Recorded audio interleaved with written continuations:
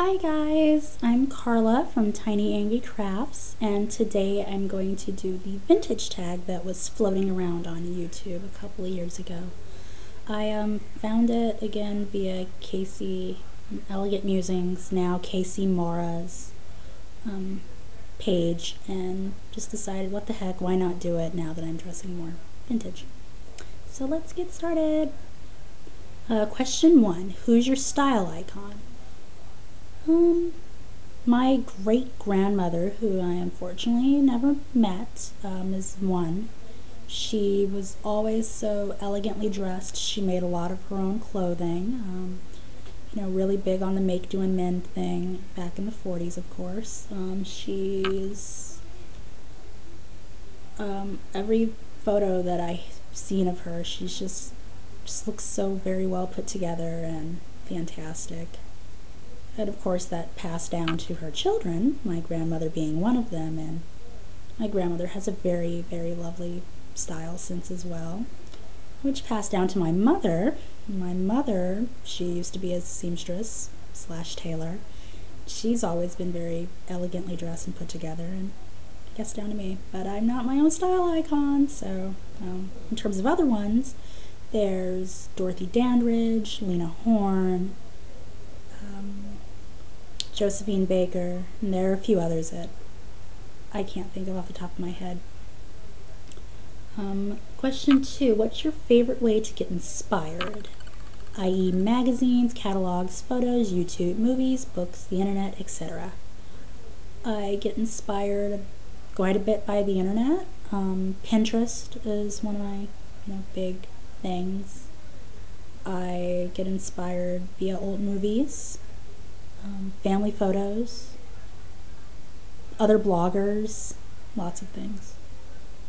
Question 3, what's your most used hair tool? Yeah, that grammatically reads nicely.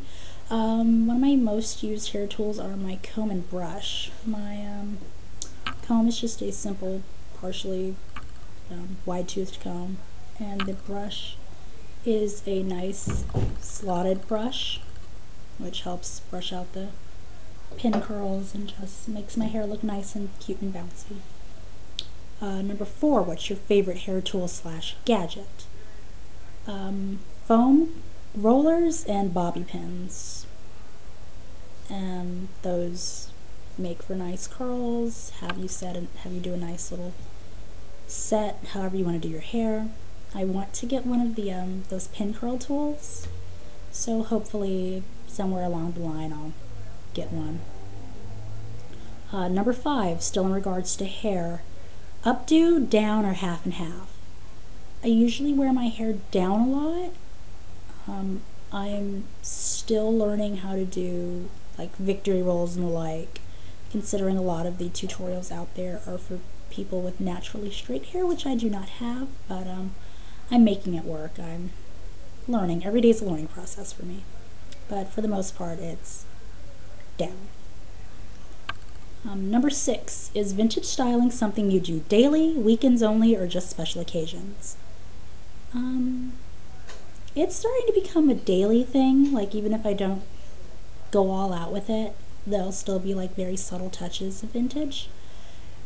As I'm a student, so I kind of have to think in terms of practicality, and practicality being walking a mile to get to my classes, and I don't want to be disgusting and sweaty, and something very nice. But on the weekends or on special occasions, I'll look a little bit nicer and add a little bit more jewelry or what have you. But more or less it just depends on my mood. Number 7, what's your favorite blush / lipstick? I don't wear blush, so I'm going to talk about my favorite lipsticks. The lipstick I'm currently wearing is a Besame Red Velvet, which I've did a review on, which the link is down below. I love it. I originally bought it, as I said in the review, for a cosplay, but I know I was going to wear it for regular wear, as it's a nice mid-40s red, and it's fantastic. The other lipstick that I wear is CoverGirl Coverwear Outlast Longwear Loop stain? I think that's it. And it, Janie from Atomic Redhead talked about it on her blog. And I figured, oh, what the heck, why not get it? And it's amazing. This little tube lasts me about 4 months through practically everyday wear. And it's, just now getting to where I need to replace it. But it's great. I slept in it, and it still looked pretty darn fabulous. Just don't be like me. Don't sleep in your lipstick, guys. Number 8. Let's talk fashion. Dress/skirt or pants, heels or flats. I love dresses. I need more dresses. But I like being practical, so I wear a lot of shirts and pants or shirts and skirts. A lot of the shirts I wear are handmade ones, or just regular simple button-ups or t-shirts or whatever I feel like. Skirts, pretty much the same. And pants, I wear men's trousers a lot because, well, I have a large ass that doesn't really fit into a lot of the women's pants. So with the men's pants that I wear, it'll sit nicely on my natural waist and fits everywhere, and there are pockets, and pockets make me happy, so that's always a good thing. Or I'll make my own from a pattern that my friend thankfully drafted for me. Heels or flats? I'll wear heels if they're like kitten heels or sort of the wider heels, because there's more weight distribution for weight. If I do anything other than that, my back will start hurting and I'll just not be a very happy camper. And flats, I love flats. I can do anything in flats. Flats go with everything, so why not? Number 9, homemade or off the rack? I'm a fashion design major and I love sewing, so homemade is, of course, my big go-to. But I found a couple of off-the-rack outfits that look amazing on me, and I love them to bits and pieces. And if it's well within my budget, I'll wear something off the rack. But I'm sort of focusing on making a handmade wardrobe for now. Number 10. Do you swing dance? No, I do not. I took dance lessons in the 5th grade that never really went anywhere. So I guess more or less I have 2 left feet, but my local library has swing dancing lessons. I think it's 2 times in each month. So I guess one day I'll drag a friend along with me and we'll go down and probably try to strut our stuff or fall on our butts. Either or, we'll have fun. Number 11. Small, subtle touches incorporated into everyday wear. Flavor of vintage, if you will, or all out extreme. Small, subtle touches work if you're, trying to be practical for, say, school or work or what have you. But for me, it's really all about my mood. I'll do small, subtle touches, or I'll go all out. It's really just depending. But whatever makes you happy, honestly. Number 12, favorite perfume / skincare. I don't wear a lot of perfumes. My favorite perfume scents are Chanel No. 5 and Red Door, both of which my mother and grandmother wear, so those are scents that make me happy and I'm used to. The scent that I own is a tiny little sampler of Bond No. 5, and once I get some more money I'll probably buy a nice size little bottle to keep because it's a very lovely scent. And let's see, favorite skincare. I use cold cream and witch hazel to clean my face, or depending on how gross my face is at the moment, I'll use Noxzema, which is fantastic. I also use St. Ives Blackhead Eliminating Scrub. to help get rid of some problem areas, and that's amazing too. Number 13, what does your family think of your style? All in all, everyone in my family loves it. They know it makes me happy.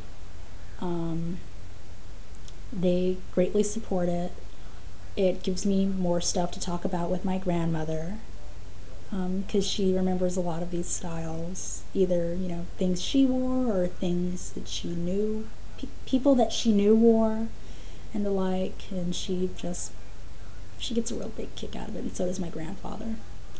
My mom, she's very supportive of the fact that I'm sewing a lot more, and making sense of all these vintage patterns that I own.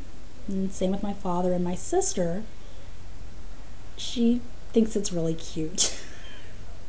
As much as a young 18-year-old girl can, she sort of side eyes it and just sort of is like, what are you doing? Okay, have fun in the past. But she loves it on me. So number 14, favorite accessory. And there's a long list that I'm not going to read. I love earrings. I'm slowly starting a small collection of earrings. I'm also slowly starting a small collection of charm bracelets, bangles, brooches, scarves, especially hair scarves. I have a tutorial for that, links down below.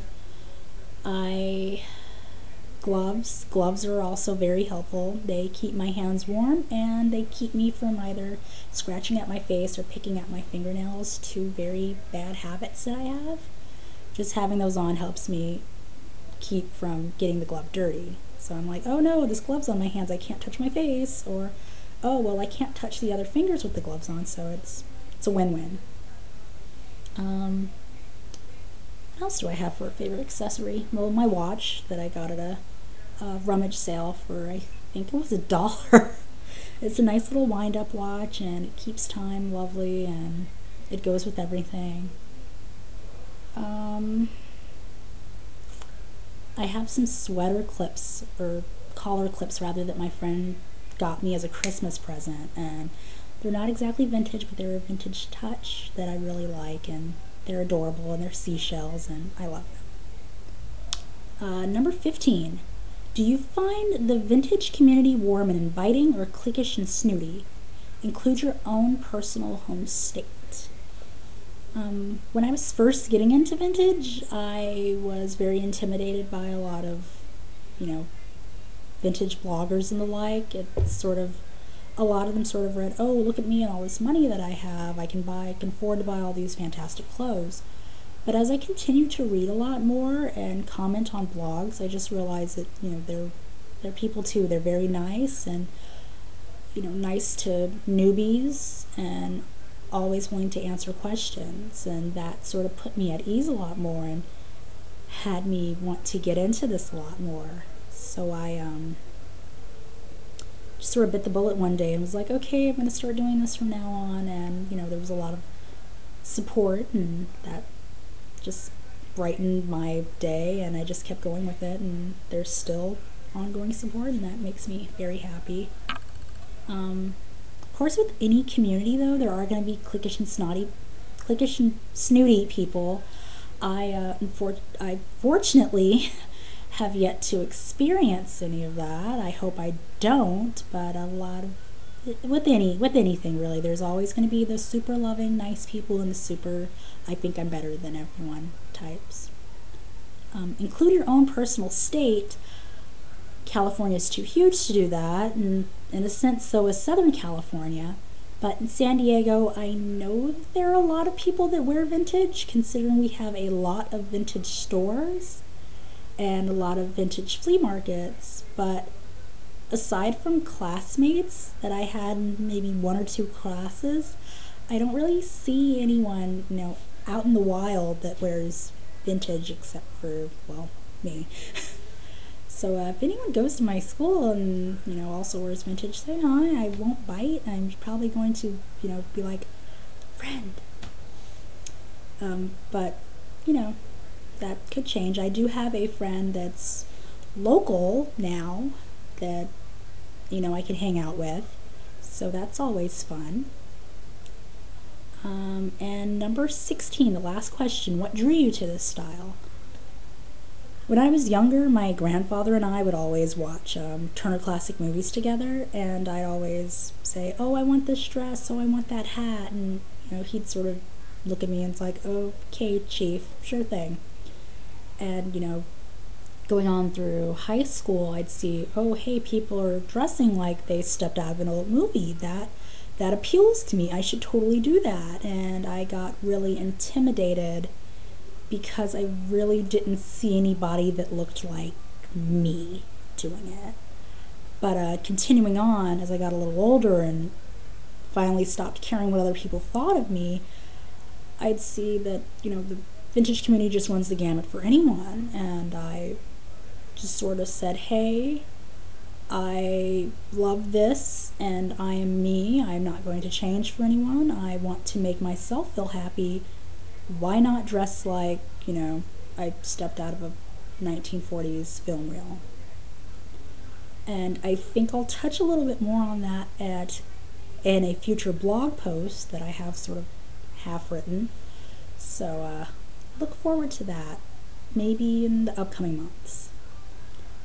And that's the end of the vintage tag. I'm going to tag a couple of more bloggers. No pressure, you don't have to do it. It would be nice to see. I'm going to tag Janie from Atomic Redhead, Jessica from Zella Maybe, and Tanith from Tanith Rowan Designs. But of course, no pressure. You don't have to do it if you don't want to. I had a lot of fun doing this, and if you want to do it, you don't have to do it in video form. You can do it in text form or photo form or semaphore. I don't care. Just, if you do it, have fun with it. And let me know if you do it, and tell me down below or tell me in a blog post, and I'll check it out. Okay, bye.